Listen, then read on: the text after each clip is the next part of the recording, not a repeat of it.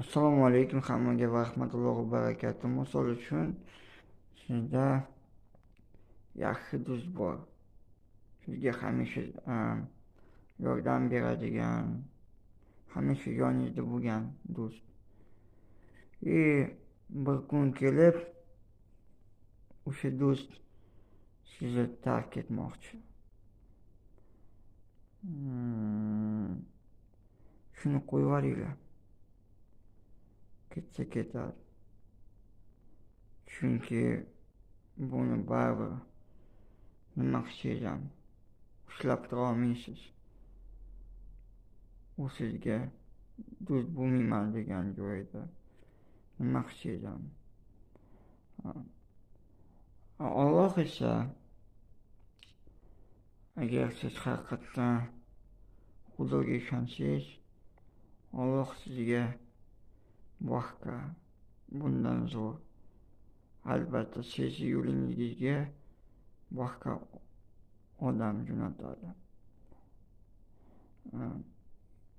Orqaga qarash yo'q. Kimdir ketmoqchi bo'lsa, qaytarmaydi shuni, ketaversin. Bu hayot. Demak, bu odam sizga oldin yordam bergan, o'zini vazifasini bitirgan bo'ldi. O'shaning uchun ketyapti. Chunki baribir bu dunyo Alloh nima desa shu bo'ladi. Bilaman, yo'qotish bu juda yomon narsa, buni juda qabul qilish qiyin. Lekin siz bilan xohlamayman degan insonlarni qo'yib yuborishingiz shart.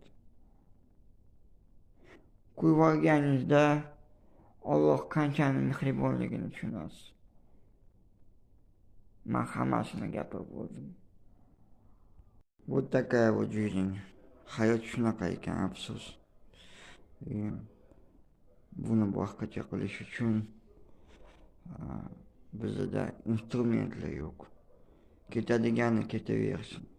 Xudo bizga boshqasini beradi.